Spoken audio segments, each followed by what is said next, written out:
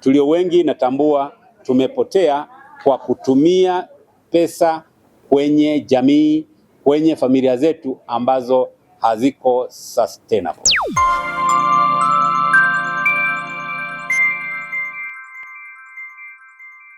Naitwa Dr. Festo Mwaipaja, ni mtendaji mkuu wa Hazina SACCOS. Leo tuko Mwanza, tunakutana na wanachama wetu katika kanda hii ya Mwanza. Kwa kifupi sana, Hazina SACCOS tunahudumia watumishi wa umma Tanzania bara. Ni kwa nini tumejipambanua namna hiyo? Kwa sasa tumeamua kufungua huduma na kuanza kutembelea kwa kiasi hiki ni kwa sababu tunahitaji kuwafikia wanachama wengi kwa kadiri inavyowezekana, kwa sababu tumegundua changamoto za maisha kwa sasa wakiwa watumishi na baada ya kuwa watumishi. Kwa ufupi kabisa niweze kusema mwanachama mwenye sifa ya kuwa mwanachama wa Hazina SACCOS ni yupi? Namba moja ni yule mtumishi wa umma, lakini ni mwanachama mwenye uwezo wa kulipa michango yake ya mwezi angalau shilingi 30,000 tu, lakini pia analipia hisa za shilingi 500 ambazo sawa na hisa 25 zenye thamani ya shilingi 20,000. Ni kwa nini tunaguswa na kusukumwa sana mpaka kufikia kwenye kiwango hiki? Mtakubaliana na mimi kwamba kwa kawaida na hali halisi ilivyo kwa watumishi wengi baada ya utumishi wao kukoma, maisha na yenyewe yanakuwa kwenye utata kwa maana ya vipato. Na kwa kweli tukiangalia uhalisia ni kwamba life span ya Watanzania imepanda sana. Maisha ya watu baada ya kustaafu, kwa mtu ambaye yuko amejiandaa, ana uwezo wa kuishi mpaka miaka 80 na kuendelea. Kwa sasa tunachokifanya hapa ni kuwawekea na kuwajengea uwezo wa kuishi maisha baada ya vipato vya kiutumishi kukoma. Namna gani? Kwa sasa waweze kujiwekea akiba. Hizo akiba wataziwekea taratibu, lakini pili waweze kuja kukopa mikopo kwa gharama nafuu.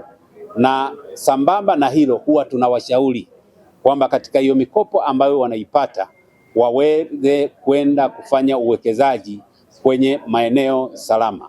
Maeneo salama ni yepi? Kwa mfano tunazo financial instruments. Kwa mfano wanaweza wakaenda kuwekeza kwenye hati fungani, anaweza kaenda kununua hisa.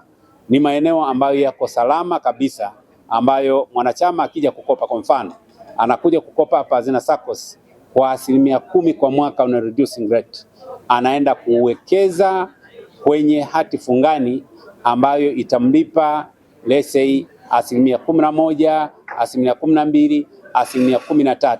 Maana yake nini?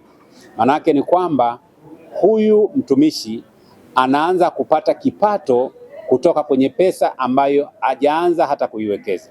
Kwa namna gani? Kwa sababu chukua mtumishi huyu amekopa milioni 20 na akaenda kuwekeza. Maana ile hati fungani mwisho wa mwaka itampa 13%. Katika 13%, 10% analipa riba aliyokopea, 3% ni kipato cha ziada kwa wakati huo. Lakini wakati anaendelea kulipa huo mkopo, hiyo ni hela ambayo inaonekana upande wa pili kama akiba. Kwa mwisho wa siku akishamaliza kwamba amemaliza mkopo, ile hela yote inakuwa bado iko pale. Kwa yeye pesa hiyo sasa anakuwa ameipata kama saving, lakini wakati huo ni investment. Lakini kizuri zaidi ambacho pia tunajaribu kuambia wanachama wetu na watumishi kwa ujumla kwamba hata ukishafanya hivyo ukatengeneza vizuri portfolio yako, unaweza ukatumia yale mapato ambayo unatoka kutoka kwenye uwekezaji, kwa mfano kwenye hati fungani hizo unakuja kukopa mkopo ambayo kitakachorejesha ni yale mapato ambayo unayapata kutoka kwenye hati fungani. Kwa namna hiyo sasa unajikuta kwamba kumbe una pesa ambayo inakufanyia kazi wewe, ambayo hata haujaitoa mahali popote wala hata haujaiwekeza mahali popote. Kwa kweli hili limetugusa, ni mpango wetu mkubwa kwa watumishi kuwakumbusha kwamba maisha baada ya kustaafu yanatakiwa kujiandaa sasa, na hakuna sponsor wa maisha yako baadaye, kwa sababu uhalisia wa maisha unajulikana, na kwamba ukishakuwa mtu mzima kipato hiki ambacho ulikuwa unakipata kinakoma kweli. Kwa hiyo wewe ili uishi kwa furaha ni lazima ukumbuke sasa kwamba nitakuja kukoma kwa kipindi. Kama unakula leo, kumbuka kwamba utakuja kula baada ya kustaafu. Kwa hiyo tunawashauri wanachama wetu kwamba wawekeze kwenye maeneo sahihi, maeneo ambayo yako salama. Waache kwenda kuwekeza kwenye maeneo ambayo yana riski. Kwa mfano, tumeona watu wanafanya biashara za miemko. Amesikia kuna biashara fulani inahitaji usimamizi wa kiasi fulani, yeye haujali, ameambiwa tu kwamba bodaboda zinalipa, sijui bajaji zinalipa, yeye anaenda kununua bajaji. Mwisho wa siku kijana aliyempa haleti hesabu, anaishia kugombana na hela ya mkopo inapotea na haiwi endelevu. Hii ambayo tunawashauri sisi, tuna uhakika nayo kwamba itawasaidia sana watumishi wetu. Lakini kwa kuwa tu kwenye hii mifumo ya fedha, kwa mfano tunayo product ambayo tumeanzisha hivi karibuni, nimeizungumzia pia katika maongezi yangu, ni kwamba watumishi wa umma wale ambao ni waajiriwa wapya ndani ya miezi 6, sisi tunawakopesha bila wao kuleta chochote. Cha msingi ana check number, huyo tunaweza kumkopesha mpaka milioni 5 kwa ajili ya kuanzia maisha, kitu ambacho tunaona ni changamoto kubwa kwa watu wengi. Anapokuwa anaanza maisha anakuwa hana chochote na anaishia kukaa kwenye mazingira ambayo ni magumu. Kwa hiyo akijiunga na Hazina SACCOS, sisi tunayo solution hiyo. Lakini pili, kuna kitu cha msingi ambacho nimejaribu kuongea na wanachama wa kanda ya Ziwa kwamba katika maisha tunayoyaishi sasa hivi, kitu ambacho ni maarufu sana, kuna kitu kinaitwa kausha damu, mikopo ya kausha damu. Watumishi wetu baada ya kugundua kwamba wanapotelea huko, wanaenda kuumizwa huko, sisi tukaanzisha mkopo maalum ambao hauna riba yoyote isipokuwa unalipwa ndani ya mwezi mmoja. Kwa sababu katika kufanya study, watu wa kausha damu tumeambiwa kwamba wateja wao wanalipwa ndani ya mwezi mmoja, lakini kwa riba kubwa sana. Kwa sisi tukajaribu kuikaunta kwa kutoa mkopo huo ambao hauna riba. Kwa hiyo jambo hili tunatoa wito kwa watumishi wote wa umma Tanzania, lakini specifically kwa kanda hii ya Ziwa. Tumekuja bahati nzuri sana, uongozi wa kanda ya Ziwa ni uongozi ambao umepokea ujio wa Hazina SACCOS kwa mikono miwili.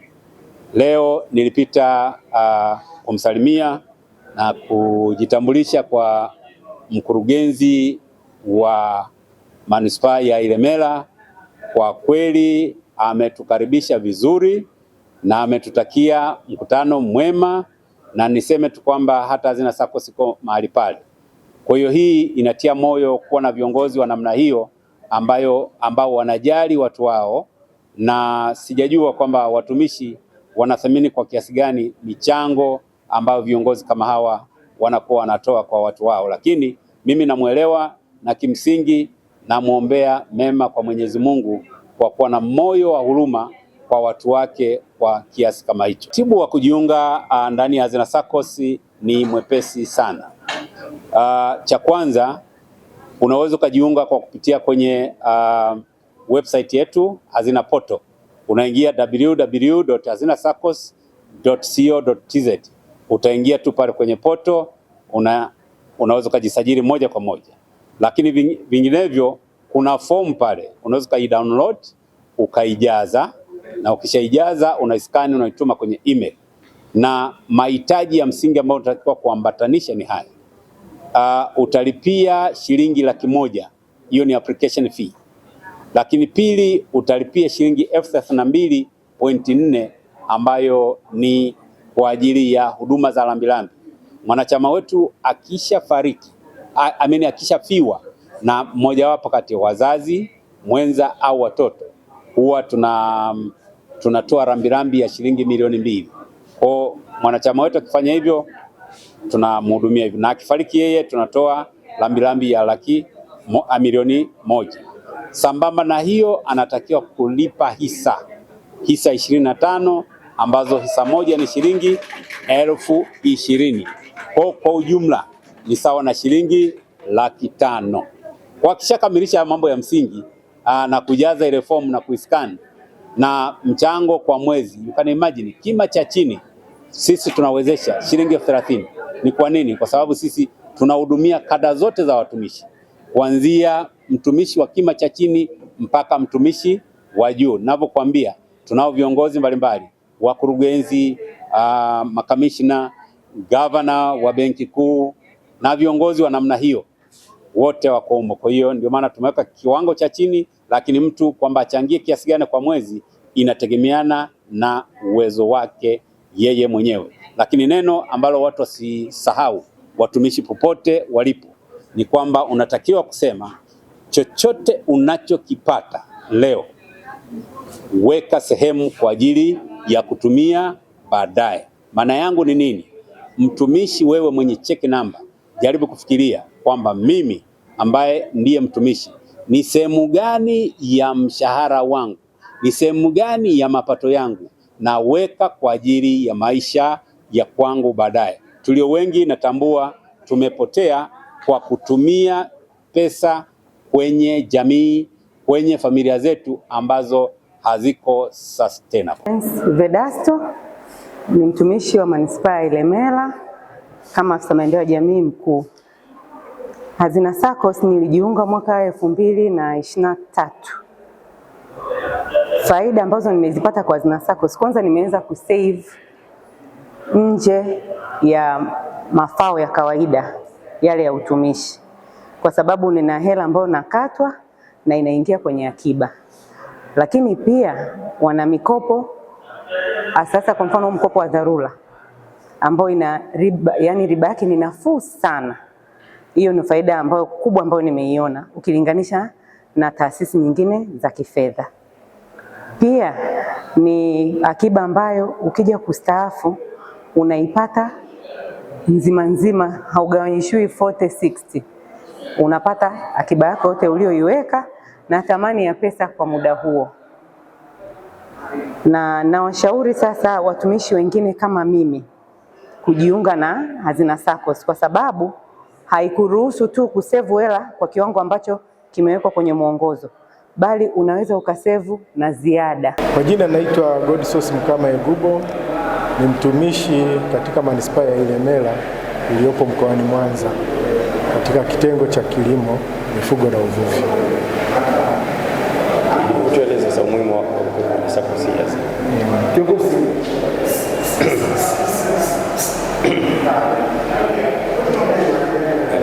Umuhimu wa kuwepo katika Hazina SACCOS, mimi kama mtumishi imeweza kusaidia mambo mengi.